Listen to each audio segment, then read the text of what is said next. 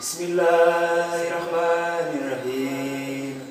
Allahumma salli wa sallim wa barik ala sayyidina wa maulana Muhammadin wa ali wa sahbihi wa taqabbal minni liwajhikal karim qawli ta'iban ilayka astaghfirullah hasbi astaghfirullah azim wa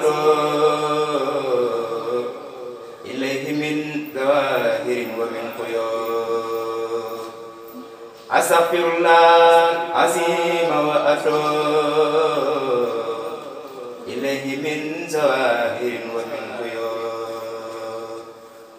saldu bihaqqi wajhillahi maghfiratan min jumlatil manahi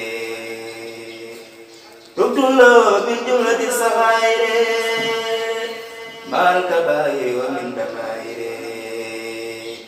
ghafirul fil ulama taqaddama wa ma taqara wa ma bainahuma fa inni al-ilma wa zinni ilma wa amalan wa adaban wa fahma rabbi yalisfil ulum nafi'a wajal hayati min sakhatil mania iksibil asrar wal khawamida ya khairan man kasaba sirran hamida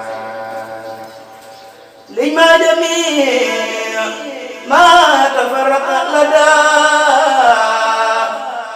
khati minal khairi wasafil khalada li qulada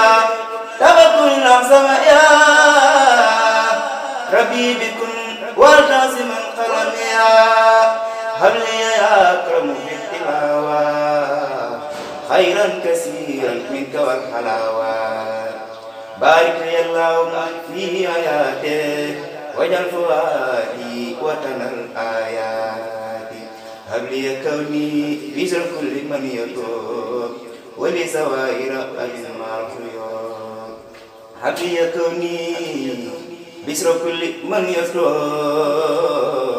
wa li sawahira abin ma quyub habli ya kauni bisra kulli man yasru wa li sawahira abin ma quyub